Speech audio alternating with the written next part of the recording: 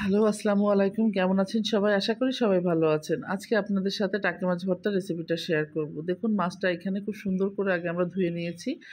ধোয়া হয়ে গেলে তারপরে এর ভেতরে আমরা হলুদ, লবণ এবং লেবুর রসটা দিয়ে ভালো করে মাখিয়ে তারপর এটাকে আমরা হালকা করে ফ্রাই করে নিব। অবশ্যই একটু লালচে, লালচে করে আমরা মাছটাকে ফ্রাই করে নিব।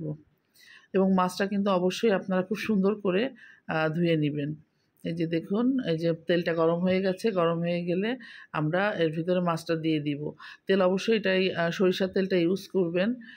এবার দেখুন এই যে মাছটা আমাদের কিন্তু লালচে, লালচে কালার প্রায় হয়ে গেছে। এবার আমরা এটাকে উল্টায় দিব। উল্টায় দিয়ে তারপরে হচ্ছে আমরা মাছটাকে নামিয়ে ফেলবো। এই যে দেখুন, এই যে লালচে, লালচে কালারটা চলে এসেছে। এবার এটা আর অল্প কিছু সময় রেখে এটাকে যে নামিয়ে ফেলবো। নামিয়ে ফেলে এবার আমরা মাছের ভিতরে দেওয়ার জন্য আমাদের যে ইনগ্রিডিয়েন্টসগুলো লাগবে সেটা এর ভিতরে দিয়ে দিব। এই যে দেখুন আমাদের এখানে রসুন কুচি, তারপরে পেঁয়াজ কুচি এগুলো দিয়েছি এবং সরিষার তেলটাও এর সাথে অ্যাড করতে হবে। এই যে দেখুন সরিষার তেলটা অ্যাড করে আমরা হালকা করে ভেজে নেব। খুব বেশি ভাজা যাবে না, হালকা করে ভাজতে হবে। এবং এর ভেতরে কাঁচামরিচটাও আমরা অ্যাড করে নিব। যে দেখুন কাঁচামরিচটা ৩টা দিয়েছি, আরও একটু পরিমাণে দিতে হবে।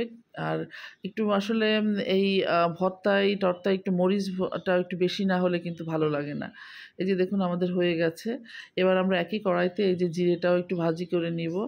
জিরেটা ভাজি করে নিয়ে এবার এটাকে আমরা পাটায় ভালো করে বেটে ফেলবো। এই যে দেখুন এইভাবে এটাকে হচ্ছে পাটায় বেটে ফেলবেন। এটা বাটা হয়ে গেলে তারপর মাছটাকে আমরা খুব সুন্দর করে মাছটাকে বেছে নিব। এই যে দেখুন হয়ে গেছে, এটা বাটা প্রায় হয়ে গেছে। হয়ে গেলে এবার মাছটাকে আমরা হচ্ছে বেছে নিব।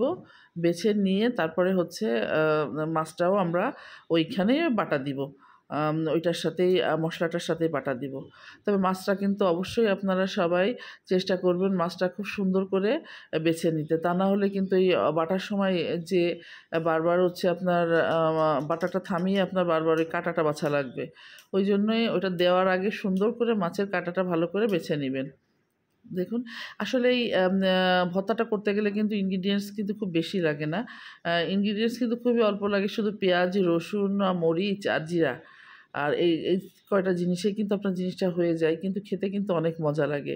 আর এর সাথে কিন্তু অবশ্যই ধনিয়া পাতাটা আপনার দিতে হবে। ধনিয়া পাতা কুচি করে এই ভর্তার সাথে মাখায় ফেলতে হবে। ভর্তাটা যখন হয়ে যাবে তখন ধনিয়া পাতা কুচিটা খুব একেবারে কুচি, কুচি করে কেটে তারপরে ভর্তার সাথে মাখিয়ে দিতে হবে।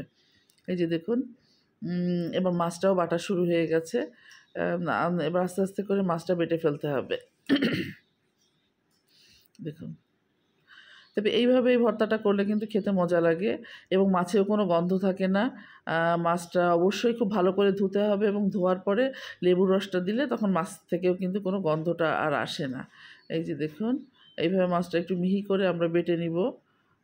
তারপরেও ১টা ২টা করে আপনার কাঁটায় যে বের হচ্ছে, এইভাবে বের হয় এবং অবশ্যই চেষ্টা করতে হবে কাঁটাটা যেন ভালোভাবে বেছে ফেলতে, তা না হলে গলায় আবার কাঁটাটা বাধতে পারে। এই যে দেখুন